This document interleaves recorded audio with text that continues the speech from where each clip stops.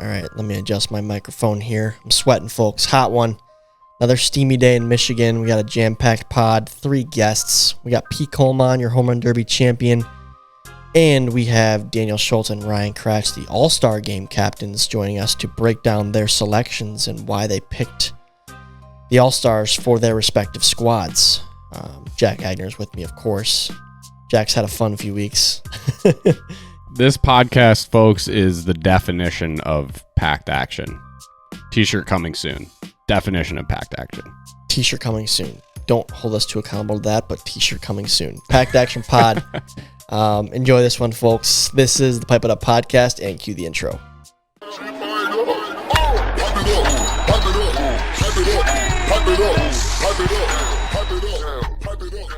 Ladies and gentlemen, welcome back to the Pipe It Up Podcast, the official podcast of MLW Wiffle Ball. Home Run Derby is in the books. We're going to talk about that today. First, Preston Kolm, your 2025 champ, is joining us. Preston, well done, bringing the trophy home to Mallards Camp. Made us all look good out there. The 8th seed, too. I didn't even know when you told me you won that you were an 8th seed. I forgot about that in the bracket. How are we feeling? Give me something. Give me some firepower to start off this interview. Felt good. Just tried to take it round by round. Being an 8 seed, I didn't have anything to lose, so just again went out there round by round and took it home. There is something to be said about going out there in any sport, but especially in a home run derby. I feel like not having any sort of expectations or pressure whatsoever. I remember the first year that I got to do the home run derby.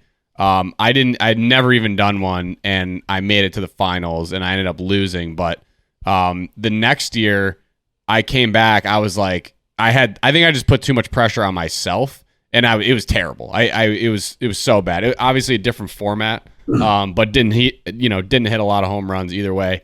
This did not look like your first derby. It looked like you had done this before, and obviously we had a little bit different style than the ones that we've done in the past with just sort of the pitch clock on. Have you ever done a wiffle ball derby in this kind of style before? I've done the MLW tournament home run derbies, but that's just like your typical 10 outs, 15 outs type deal. Like you said, with the expectations, I tried to put no expectations on myself. I remember my dad asked me, like, what are you thinking? Like, what are your expectations? And I told him I want to hit 8. And yeah, decent number. Went out and hit way more than 8, so it was nice. What was your final total? Like 60 something? I think it was 76. 76. That's insane. It's a lot of bombs. I mean, honestly, I wanted to shout out, like, first of all, Tom, with you're obviously doing something right in the manager in the Mallards clubhouse, getting 2 guys to the finals. That's right. I mean, congratulations to you, and congratulations to the Mallards and Jordan as well. But also, I mean, there was not one round. I would say maybe Levi, I think, hit like 4 in the first round, which was like, not great. But I think other than that, it was like everybody put up solid rounds, like in every single round. Like there was never like a dud. I feel like in the old format, even guys who would like make it out of the first round would just have like a dud second round for some reason and get 10 outs really quick. But again, I don't know if it was the format change, but I thought everybody did like a really good job adjusting.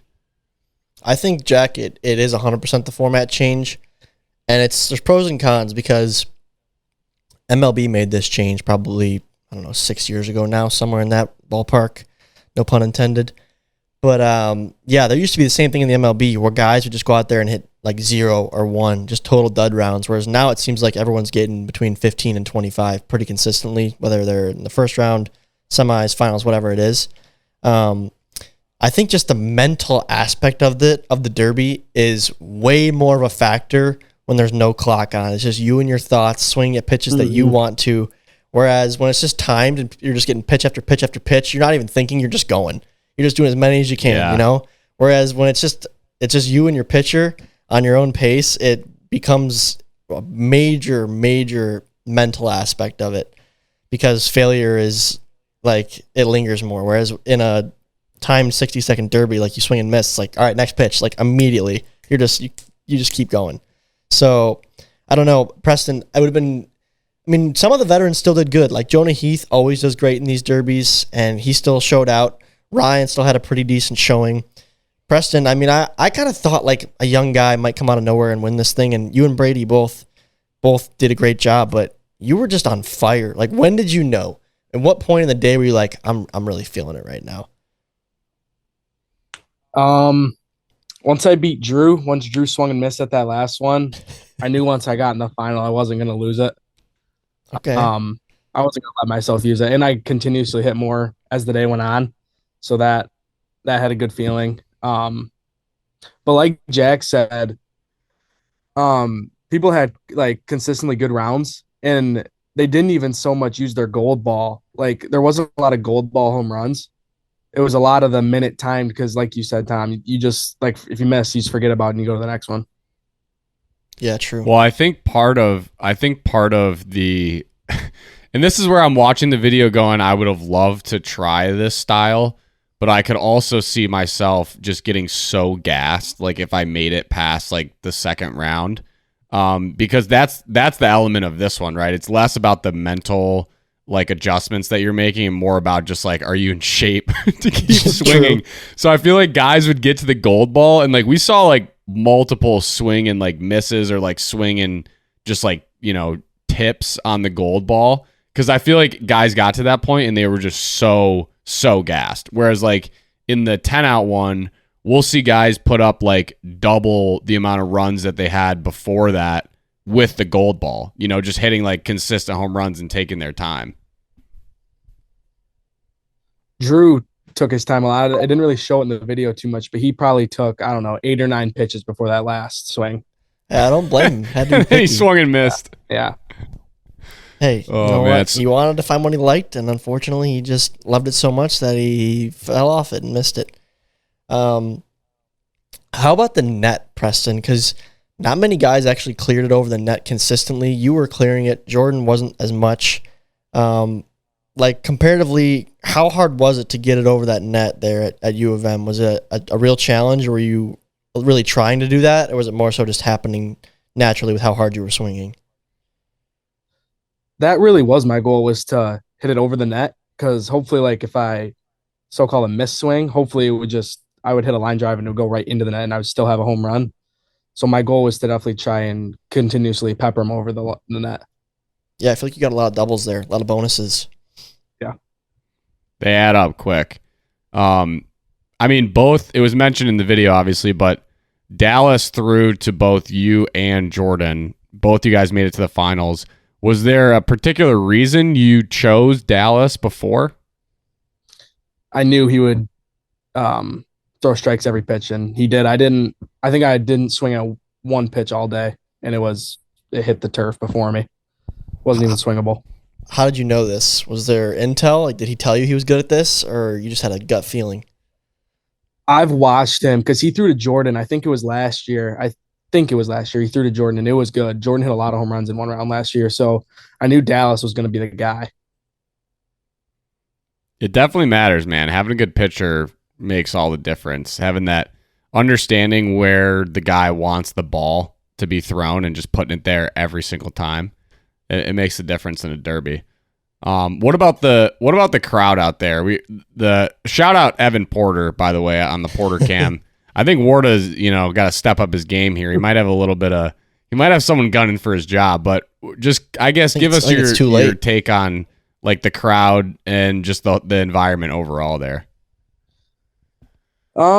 It's always fun being an MLW event, whether it's a tournament or a special series or I like that, like an all-star game, not so much a special series. Signing autographs is awesome. Taking pictures is awesome. I feel like it got louder every round I was in, just because it was more exciting.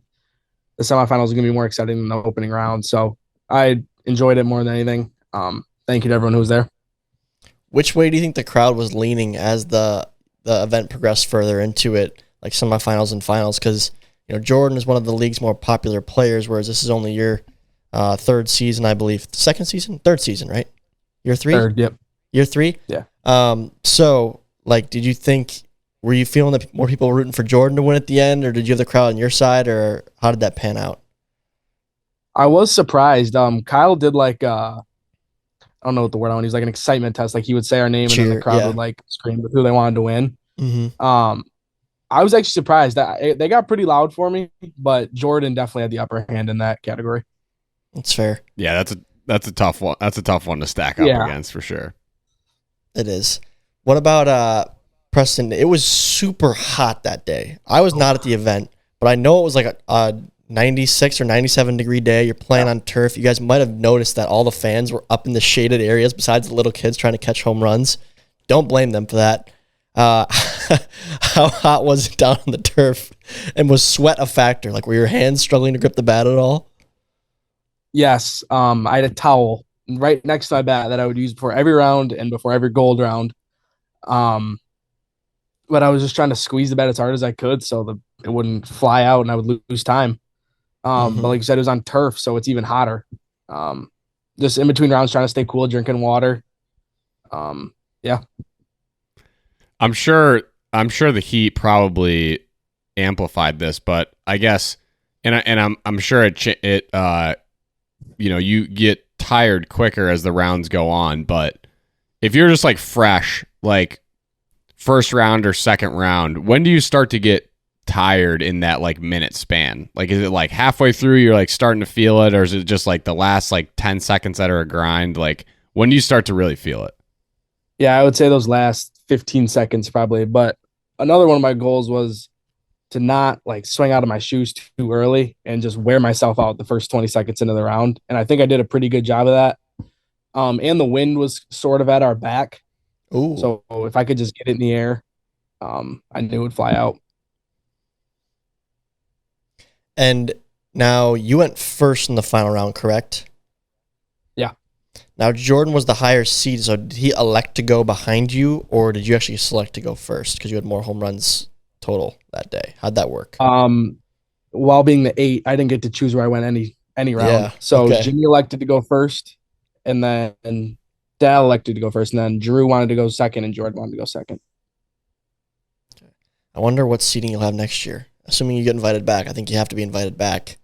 I wonder if he'll give you a once. I'm gonna guess P. Kolm gets I'm gonna say he gets a 3 seed next year. What do you think, Jack? That's what I was thinking. I think that's fair. He's got to prove that he's a staple in the home run derby before he can get, I think, anything higher than a 3.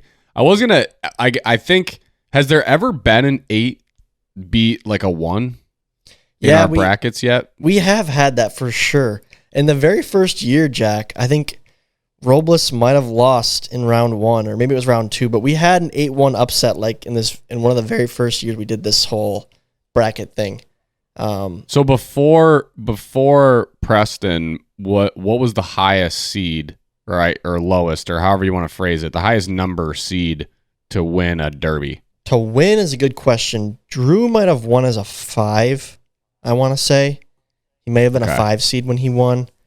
But then, again, I don't even know if he won. Maybe he got to the finals. But once we realized that Ryan and Jonah were just gods at the old format, they were always the 2-1 seeds, and it seems like one of those two guys were winning every year. And then Jimmy won it as a lower seed last year, like 3 or 4, somewhere in there. I didn't rank everybody last year, so it wasn't my doing. But it took the first year for us to kind of figure out who was great and who was not. And then after that, it seemed like we had it dialed in pretty good with the seeding. It got pretty chalky at times. I have another question for the fans. Okay. The presenting of the gold bat that you got from Jimmy. Do you get to keep that gold bat, or is there a gold bat for every home run derby, or is that literally one gold bat that gets passed down? Yeah, no, I got to keep that. It's sitting right in front of me right now.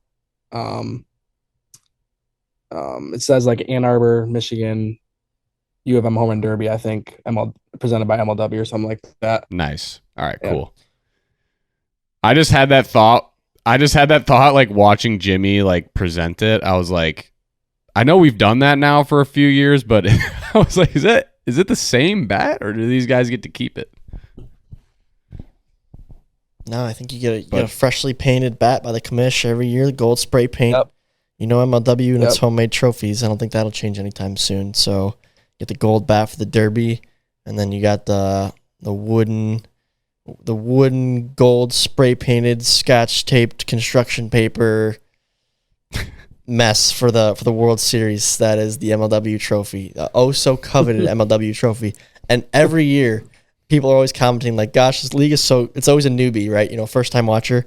This league is so cool. I've been following all summer. Like, why do they not have a better trophy for everybody? And then everyone, you'll see the longtime viewers in the replies come to the defense of MLW saying it's been like that since 2010 when they were making it out of tin foil. It'll never change. It's like a meme at this point. It's like that's how you know. That's the test of like if you know someone's an MLW OG or not, is if they know why our trophy is so prehistoric and made out of cardboard. I think it's actually it represents the league pretty well though, because like at the end of the day, it's the bragging rights of winning it all, right? No one's out here playing for money. It's all just a strong passion and hobby of ours that we do to have fun and see our friends that we've made over the years and to put on a cool, entertaining show for those that watch online. So the fact that, again, after all the theatrics, you play in a world-class stadium somewhere and people come out and pay to watch you, and then you just hold up this piece of wood that's spray painted. It's just the most perfect representation, I think, of like what we do and why we do it. So it's kind of cool, I think. And I don't think it'll change. I don't think it'll change.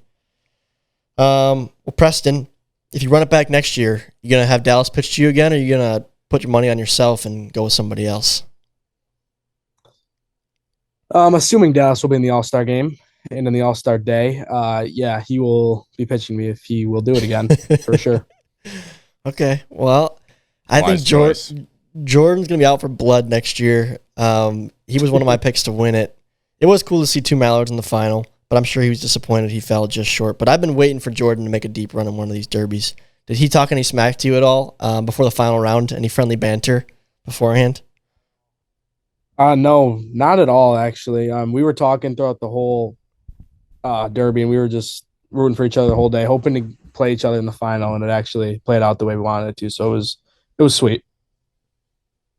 That's pretty cool. Has that ever happened? Two people on the same team in the finals? Yeah, I want to say, Jack, there was two D-backs. It was Jonah versus Jimmy, I want to say, or maybe it was Jonah versus Shima, but there was two D-backs that went head-to-head, toe-to-toe at some point. That sounds right. That sounds right. So it has happened. That's probably the first time since then, though, and it was cool. I was excited when I heard it. And just congrats, P. That was awesome. It's always cool to see sort of an unlikely winner come out on top. And I feel like it was just, you didn't leave any room for doubt. I mean, you were the best. That particular day, you were the best. So congratulations. Thank you. Let's have a big second half, man. Appreciate you coming on the show. And hopefully we're chatting with you soon here for another big series, another big moment for P. When is our next series? We got an idea? Well, the fans are going to see Slate 4. We already played that. Slate 5, I don't know when we play, P. I'll have to check with you offline here. I'll have to circle back on that one. All right. Table this convo for another day. Okay. Thanks, Preston. Appreciate you, dude. Yep. See you, Jack. See you, Tom. Okay. Thanks again to Preston for joining us. Home Run Derby champ. What a stud. We're going to transition here. Packed action, like we said. We are now joined by Daniel Schultz and Ryan Kracht, the two all-star captains here of this year's All-Star game coming out this Friday on the YouTube channel as of now. We'll see if Editor Schultz is bogged down, but we'll see if he can knock it out by Friday. But fellas, captains, thank you for joining us this evening. Thanks for having me, Tom. Yeah, it's an honor, Tom. Thank you. Oh, it's an honor, Dan? Is it? I haven't seen Dan. I haven't talked to Dan in months. It's been a long time. I didn't want to offend Dan in the group chat prior to this episode, but I really wanted to text and ask how we got in touch with his secretary to get him on this podcast, because that alone is incredible. Well, I happened to catch Dan in passing a few weeks back, and he said, "Yeah, contact my people, and we'll see if we can fit it into the schedule." And we got lucky enough, Jack, that he found time on his agenda for Pipe It Up this evening to break down the first ever All-Star game of its kind. Two World Series captains from last year had the opportunity to draft squads. The squads are available. The rosters are out there. I will read them, I guess, to kick us off here. So Daniel Schultz's team, it was a snake draft, I believe. We'll get into that. But Daniel Schultz's roster is himself, Dallas Allen, Landon Urgitis, Brady Pearson, Jackson Pearson, Patrick Ballman, Sawyer Bean, and then Kracht's squad is himself, Jordan Robles, Trey Flood, Caden Irwin, Jimmy Norp, Jeremy Adams, and Chris Cheatham. So that is your Team Daniel and Team Ryan rosters for this year's All-Star Games. Fellas, how did this go down? I know Kyle kind of brokered this as the commissioner, but what really happened? How did this draft take place? Was this in person, on Zoom? What happened? Why don't you tell him, Dan? Yeah. Dan, what happened there? First, I'll say it wasn't a snake draft. It was just 1-1-1-1 all the way down the line. And then so Ryan got first overall pick because he had a higher fan vote. Interesting. Interesting. So Ryan received more fan votes than you, and therefore he selected first, and then it was every other pick all the way down? Yep. Okay. And then it was just mental warfare, Tom. I mean, I put Dan in a blender that you wouldn't believe. He did surprise me a little bit. Well, set the scene for us. Was this around a table, or was this on Zoom? No, Like, we how were did this on a happen? Zoom. We're on a Zoom. On a Zoom. And Kyle let us know. He's like, hey, the first pick's going to be Ryan's. He got more votes. I'm like, well, all right. So let's think about this, right? First overall pick, probably Jordan Robles, right? That's what I thought. That's what everybody would think, right? Mm-hmm. I'm like, you know what? I'm going to put Dan in a bad spot. And I took Jimmy Norp first overall so that he had to decide between Robles, the probably number 1 overall pick, and Dallas Allen, his teammate, and probably the second overall pick without Jimmy there, right? He did put me in a pretzel, and I literally had to think about it for like 2 minutes. So Was there a clock? I had Dan. Dan's mind was blown. He did not know what to do. He was so lost. Yeah. That's actually great because we literally talked about that outcome with Stat Sean on a few podcasts ago, I think, just leading up to this about. I think he predicted that you might take Dallas just because it's Dallas and because of that Eagles chemistry. Yeah. But I don't think we penciled in Kracht intentionally not throwing the first pick, but giving a wild card first pick to throw Dan off. That we did not have on our bingo card either. But I mean, Dan, if Ryan would have taken Jordan, you probably would have gotten Dallas anyways second, correct? Or would you have gone for Jimmy? It was super hard not picking Jordan, but like going into the draft, I really wanted my guys, Dallas and Landon. I just thought it'd be really cool to play with both of them. But I did want to shout out Jordan Robles. It was not meant to be any disrespect towards him. I want to point out his stats because I just think they're absolutely crazy. He had 45 Ks to 4 walks with a .52 ERA. I'm looking at the stats right now. That is unreal. So no disrespect towards Jordan. I just had to get my guys. So you're gassing up the guy that you chose not to draft. Yeah. This is what I mean. I had him in a blender. I mean, I got him. I won that one. But Ryan, my question is why? Why do it if he was going to take Dallas anyways? I feel like that wouldn't have affected the outcome, and you risked Robles. I took like exactly what Jack said. He said the Eagles team chemistry. And I took the bet that the rest of the league can beat the Eagles team chemistry. That was my bet. I also just thought it would be really funny if that basically the Eagles would beat like Ryan's team. Like I just thought that would be kind of funny if we now that happened. To be fair, I did want Landon. I wanted Landon. I was hoping, but like putting Daniel in that spot also meant that I had to take Robles second overall and my third overall actually, which is crazy, but that is what happened. I was thinking you were going to take Landon early because like you can obviously pitch and I really can't. So you are more willing to go for hitters, whereas I'm more kind of desperate for pitching. So that's where I'm like, okay, I kind of do really need Robles, but like Dallas and also obviously. Yeah, no, Dallas is great. No disrespect to Dallas at all, but I wanted to put you in a weird spot. I just thought it would probably work out for me. I do feel wrong, like the fact that Jordan Robles got drafted 4th. I also will say, like Dallas and Landon definitely deserve it. They have had 100%. Yeah, 100%. Those are my boys. So shout Robles out to them was 3rd, not 4th, right? 3rd overall. Yes. Okay. Yeah. Mine was 1st. Yep. So we talked about that actually, about how Dan, obviously you probably would need to go after some more like you might have to go a little bit more pitcher heavy than Ryan because Ryan can obviously pitch, and then not having and then having the opportunity to get Jordan and not getting him. I guess looking at your roster, do you feel like you have what it takes, like from a bullpen, to compete in this game? So I also, because I did my research. You may not think I may have not thought that I did, but I saw that Ballman was also having a great pitching year, 41 Ks to 10 walks, and I'd hit against him on the previous series, so I know what he was capable of. And same with Jackson Pearson, also had a great ERA. So I was confident with them later in the draft to try and get some value picks there. So that's kind of what led me to pick Landon early on and go for another hitter. I don't know, Dan. I think this is a situation where it's like, people are like, oh, fantasy football, you don't want to take a quarterback too early. There's a lot of value later in the draft. But then it's like the guy who got Mahomes ends up winning every year anyway. So no, that's not true. The guy that gets Mahomes never wins. I always get Mahomes. I never. Maybe Dan just admitted. No, I respect it.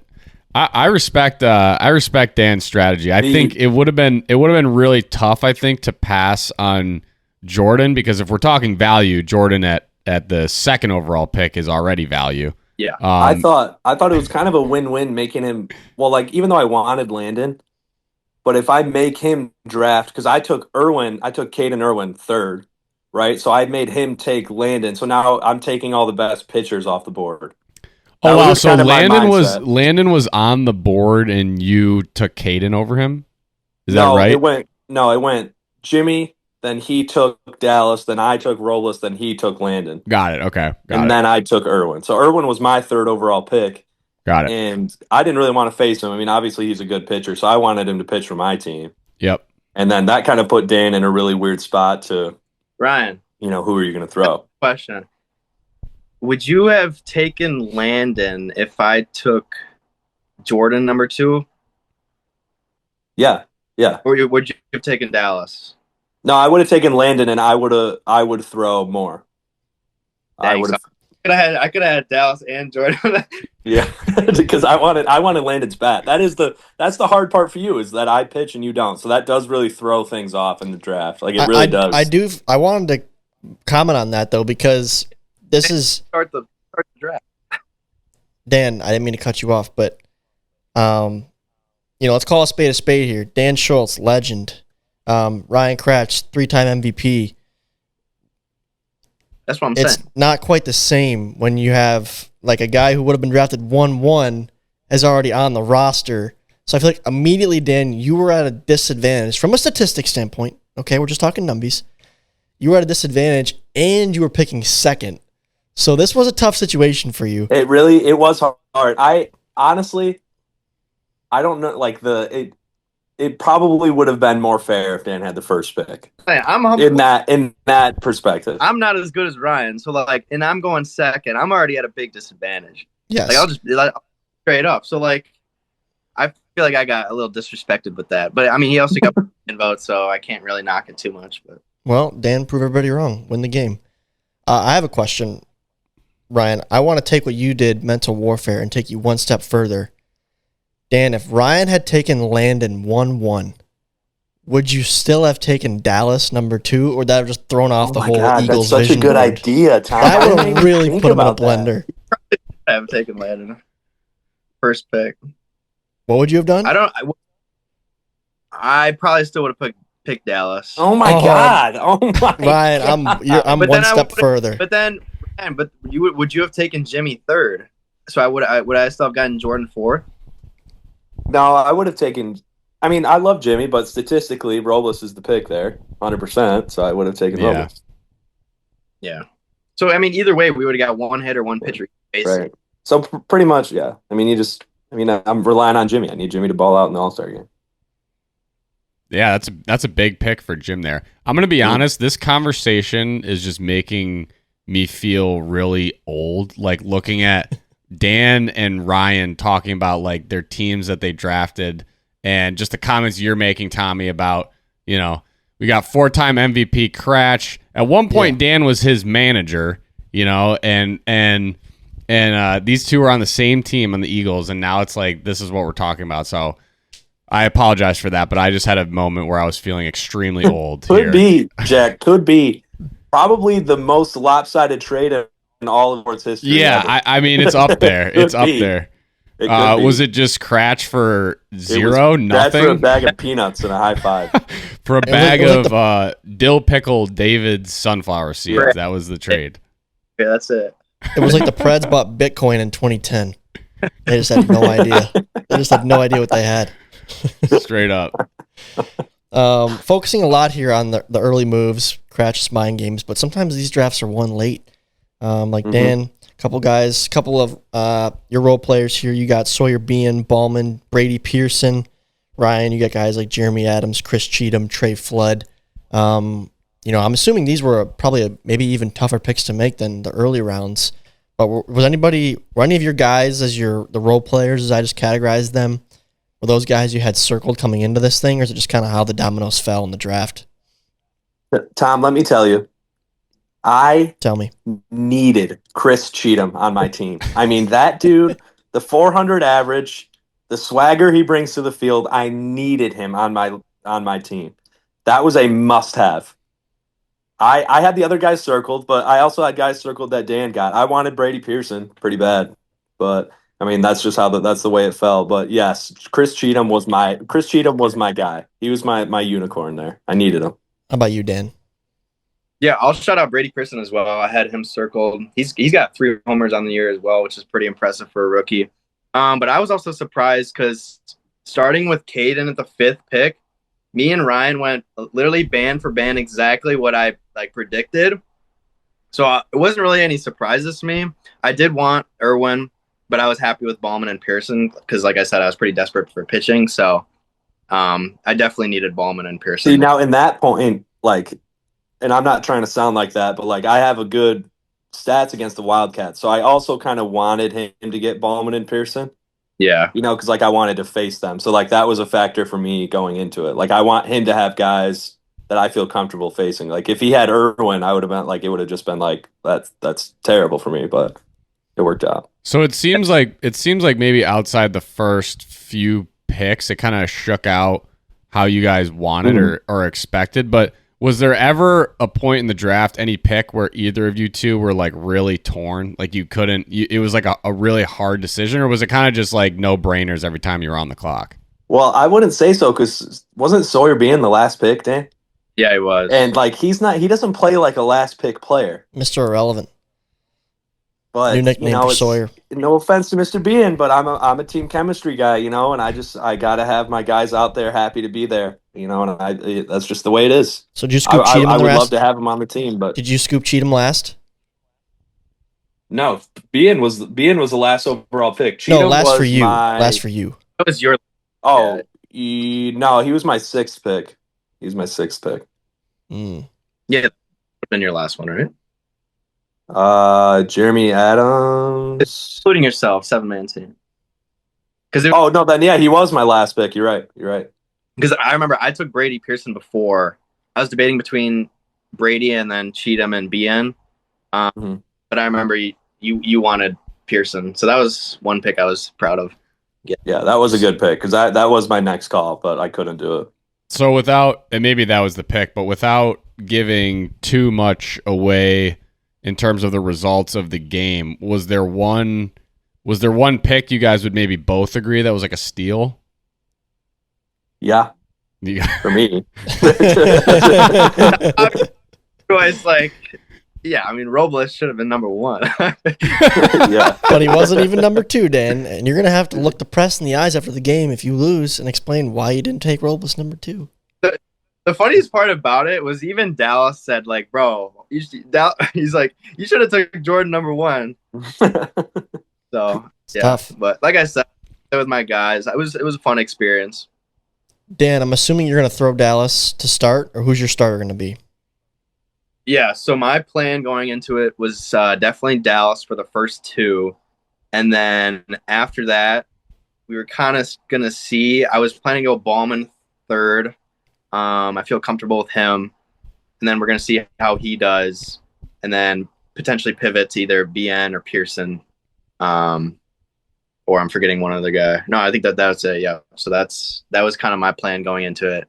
And I'd have Dallas starting and hitting the whole game, Landon hitting the whole game, and then Pearson also getting the nod to start in left field as well. Okay. Ryan, how about you? What's your plan for the bullpen here you've generated? I'll tell you what, I wrote this down the second I drafted this team. Okay. I said Robles is leading off and pitching. He's my go-to guy. I'm hitting second. Jimmy's hitting third, and Chris Cheatham is finding his way into that starting lineup. It will happen, and I know it will happen. As the manager, I won't take anything less. And then for me, it's like I've got Jeremy Adams, Caden Irwin, like both legit pitchers, and then I've got myself to use at some point too. So like that was a bonus again, tagging onto that part. But yeah, I Robles was my go-to guy for sure, 100%. No, yeah, I like the Cheatham pick. He's a team chemistry kind of guy. He's a guy. He's good to look at. He's good for everything. I wish I got Chris, but couldn't. We'll start calling Chris Albers. True glue We got to guy. put that on a quote card. Ryan Kracht. Chris Cheatham is good to look at. Well, That's fellas, best of luck to you. This made me more excited for the game now, just hearing the camaraderie. One of my favorite segments of the year so far. Shout out to Kyle for the idea, having you guys both on. So best of luck to you. This Friday, the video should drop. Definitely stay tuned, guys, to the MLW social media channels in case that upload does delay, just as a subsequent event to the last upload being delayed, but hopefully it's out on Friday and you guys can enjoy it. So best of luck, gentlemen. May the best man win. Thank you, Tom. Appreciate it. Yep. Thank you, Tom. Catch you fellas later. See you guys. All right, Jack, just you and I now. A couple of great interviews there. Packed action, as we like it. How you been? You texted me. Well, first of all, any thoughts about the Derby, the new format? Let's talk about that first, then we'll go personal. Yeah, love the new Derby format. I honestly think it's just better. I think it's just a better format for a lot of reasons. One, I don't know actually how long that entire Derby took, but I feel like it probably went way faster than the old style of our derbies. I would agree.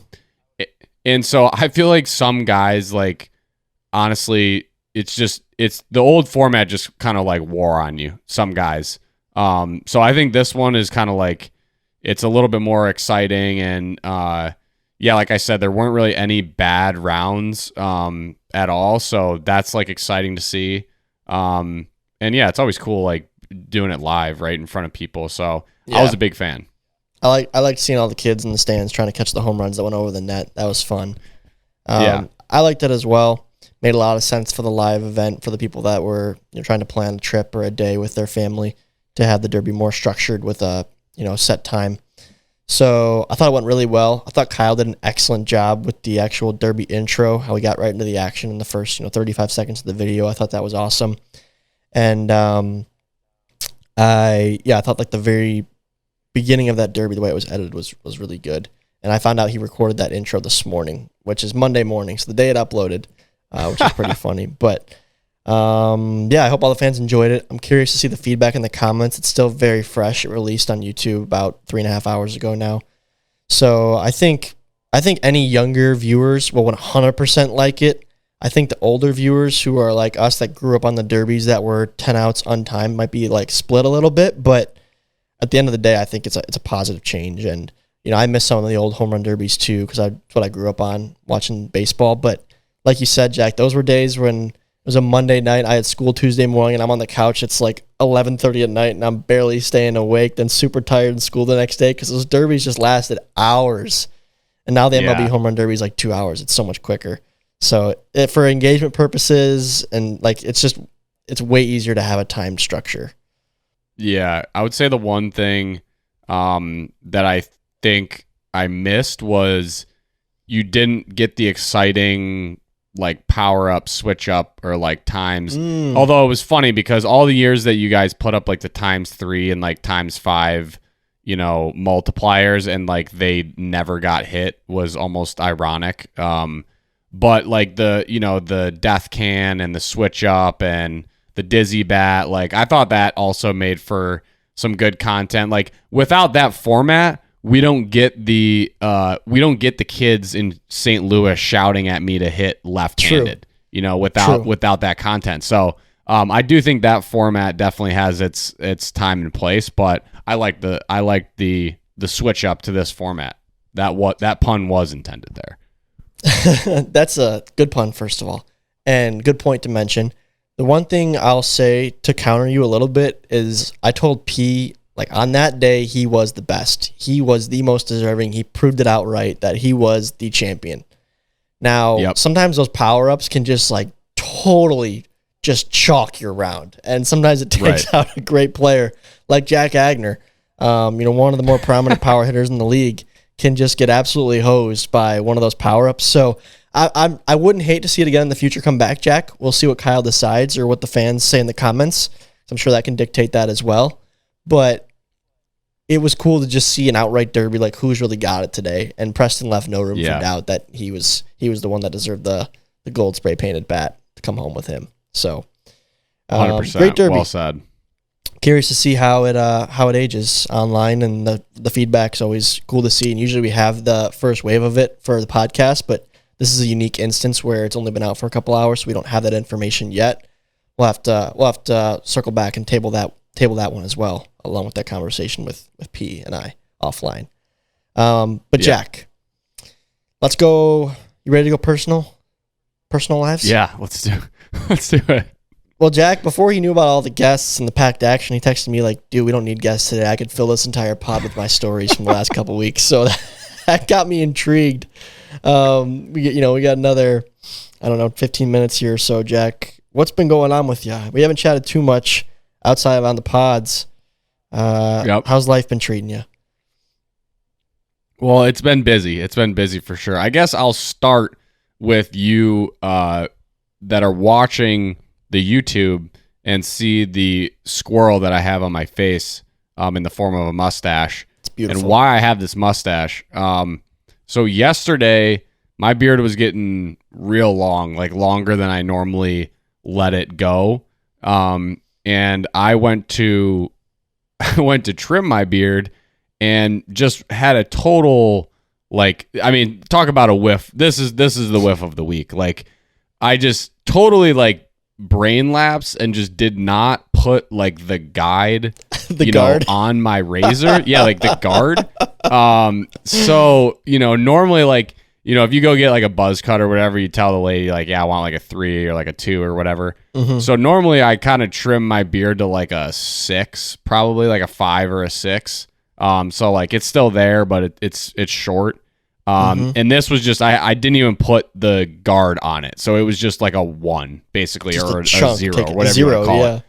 Yeah, 0. So, I mean, I did 2 streaks and then I realized what I was doing. And then at that point, it's just too late. I mean, my entire, half the side of my face was completely showing, going baby face. So I kind of compromised because I was I think this is a bit drastic for me to go just full baby face after my beard was already kind of grown out too much. So I was you know what, I'll just do a mustache. Very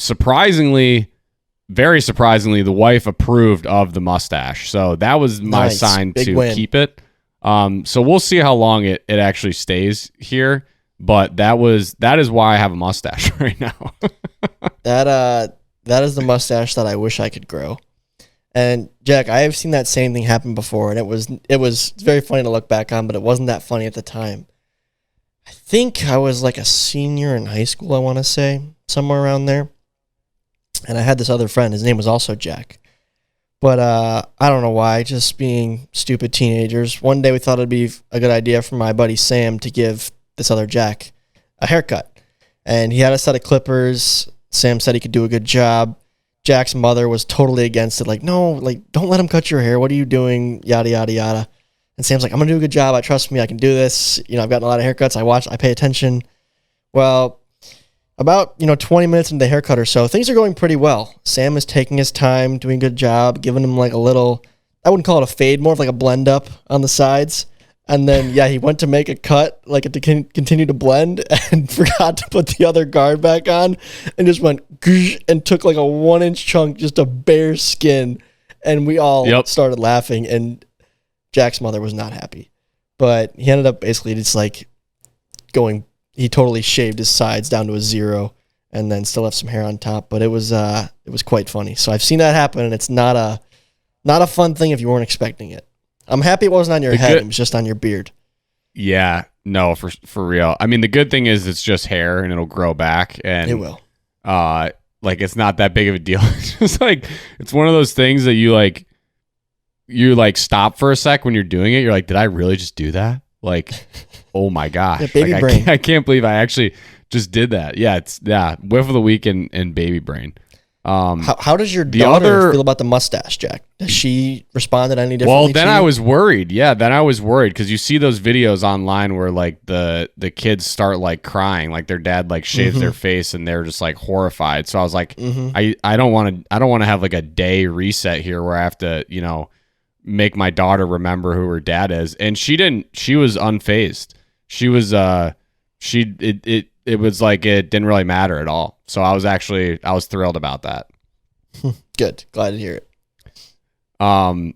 The other, I mean, there's a number of other stories, but another story that I wanted to mention, and this will probably just end on this one. So I'll save other ones. But so we had our bathroom pretty much completely redone.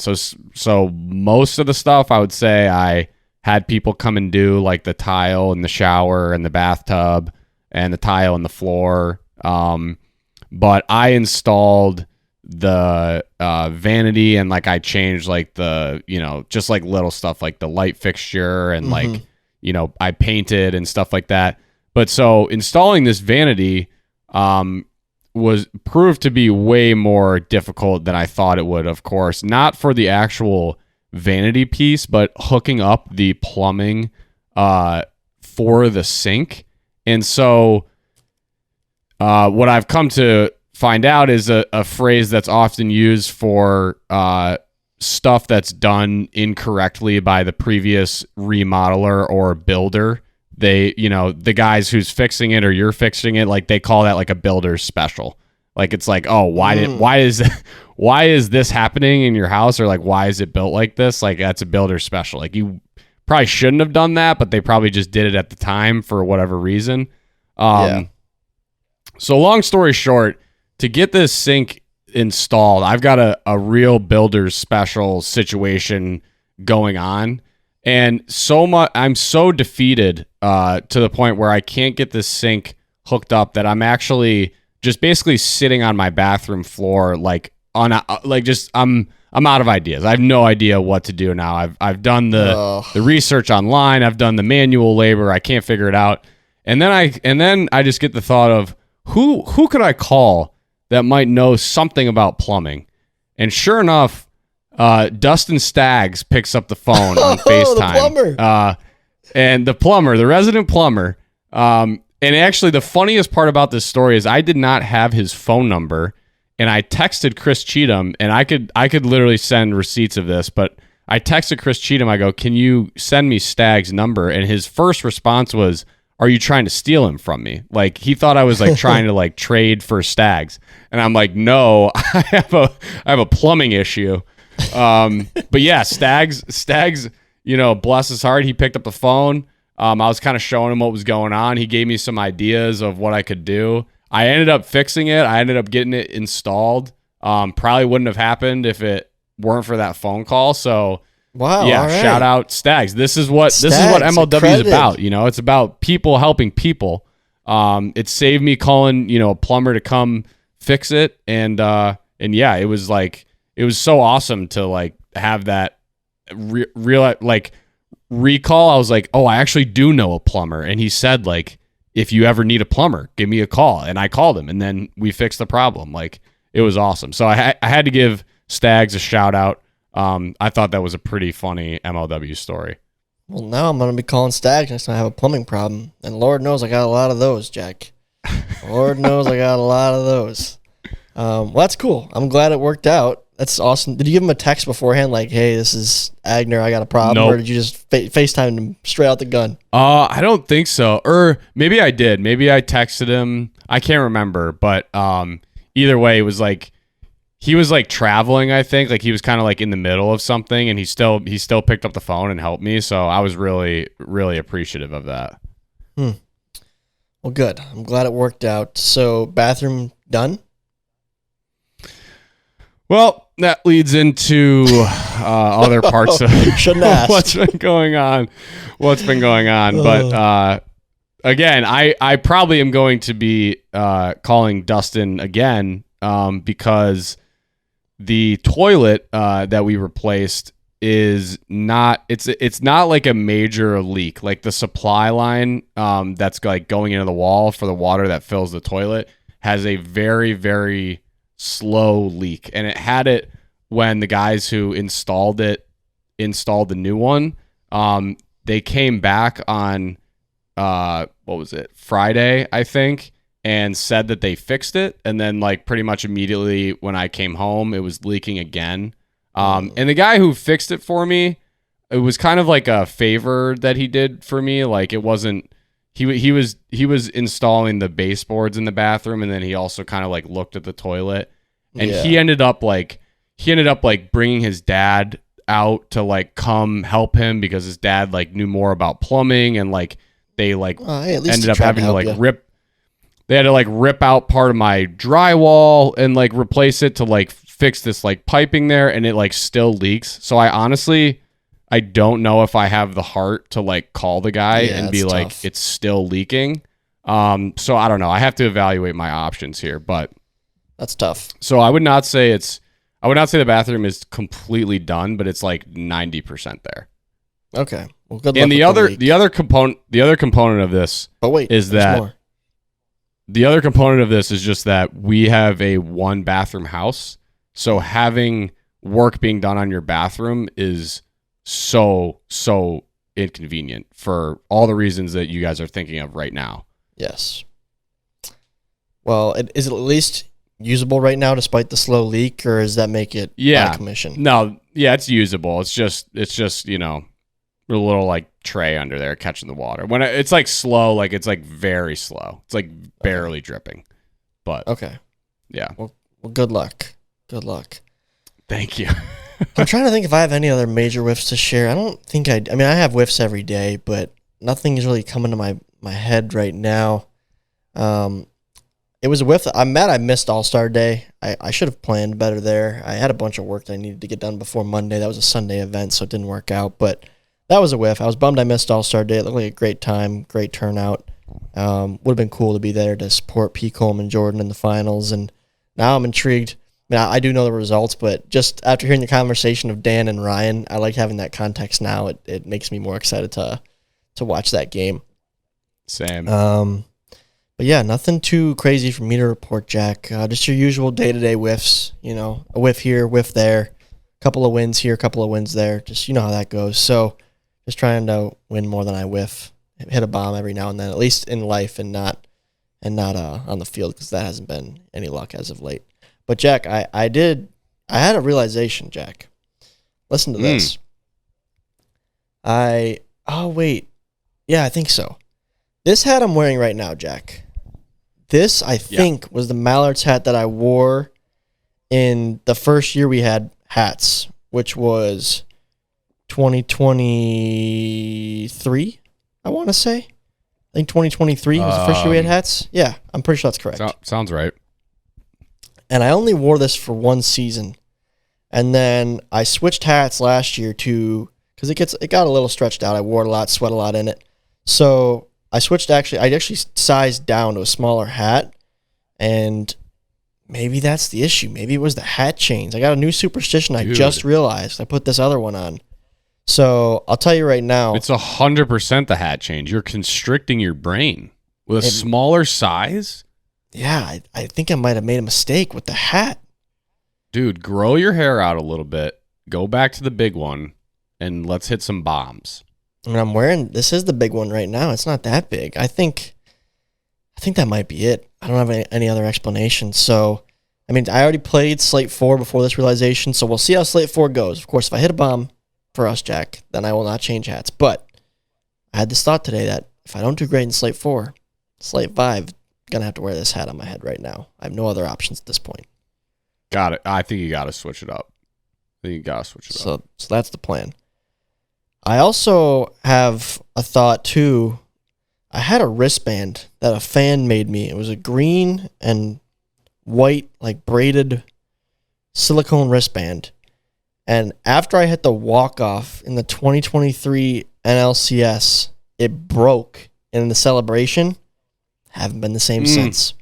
So I need to find that goodness girl who gave me the wristband at the Wiffle and the Mitten in 2022, I think it was. 2023, one of those 2 years. I need a new wristband. Wristband and the hat might be all the way back.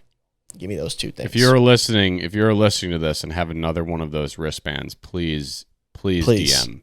Please DM us and give us that wristband. I will travel. I'll pay for the shipping. I just need you to make one for me. Please get in contact with me ASAP. But no major whiffs to report. But again, I'm looking forward to watching the All-Star game this weekend. I heard it was a great event, Jack, out in Maryland between the Magic and the Cobras last weekend. Over 500 people. It was the second largest crowd in MLW history. So, sounded like it was great. Kyle seemed very happy with it. Of course, the crew is now back. Kyle is editing the All-Star game as we speak and getting ready for, I don't know how many years, Wiffle in the Mitten. I think this is probably the 8th annual. I want to say our first Mitten tournament was 2018. It was 2018 or 2019. It's probably the 7th or 8th annual Wiffle in the Mitten. I don't know what the team total is yet. It might be over 100 this year. It might be. But that's taking place this coming weekend. And then the following weekend, Saturday, August 9th, MLW is in Chicago. Wildcats are taking on the Gators. Tickets for that are still on sale. All the information is on MLWwiffleball.com. So that's what's coming up. After that, we do have the Long Island Wiffle Ball Tournament. Sign-ups are still available for that. And before we know it, folks, Slate 4 will be underway, and we will be chugging along to the second half. So exciting things to come. That's all I got, Jack. Mic drop. I think that's the episode. Thank you all for tuning in so much, and we will see you all next week. Pipe it up.